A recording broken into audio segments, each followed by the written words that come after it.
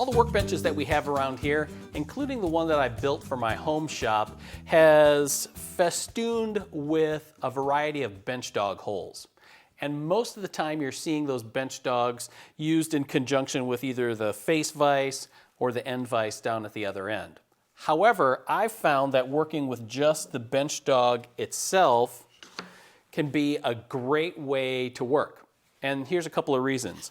One is that I don't have to spend a lot of time clamping and unclamping a part so that I can reposition it, flip it around, and I'm still, if I'm planing, working in one direction with it. A lot of times even if I'm sanding or working with larger panels. The problem with a single bench dog though is that as you start working with wider pieces, unless you're perfectly in line with that bench dog, that piece can rotate off the bench dog and go skittering across your shop. Not an ideal situation. So I made a bench stop for the bench, and what this does is it's a much wider bearing surface, obviously, and it registers in 2 dog holes. Now here's the thing, as accurate as I wanted to be in drilling the bench dog holes in my bench, they're not all going to be perfect.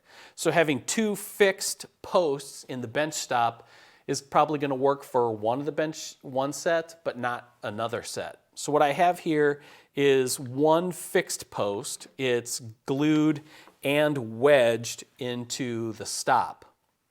The other one has a built-in adjustment mechanism into it. There's a little bit of a slot there that it anchors into. That way, any variation I can accommodate, and I know that it's going to fit in any set of holes that I have in my workbench. Now here's how it's made.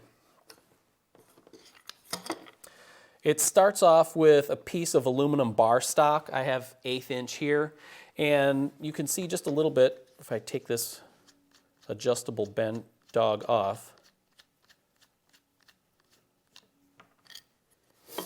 I drilled out a slot to give me that adjustment space. Now it's sized for a 1/4-20 flange bolt.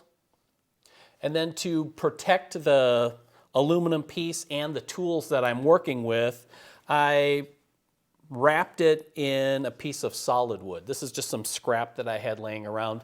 Any good hardwood is going to be ideal for this. So I just cut a wide groove down just to match the size of the aluminum bar.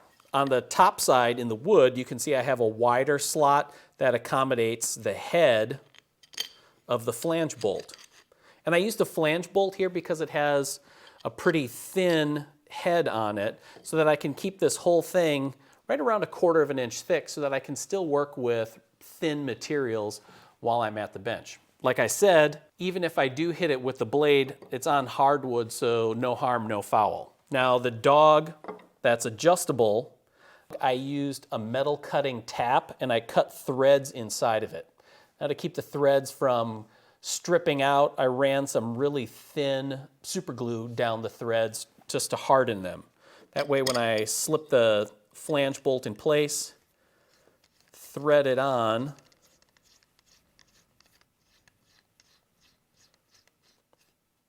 I can set it for a pretty smooth sliding fit and yet solid so that once this is dropped in place, there's not a lot of wiggle room on here.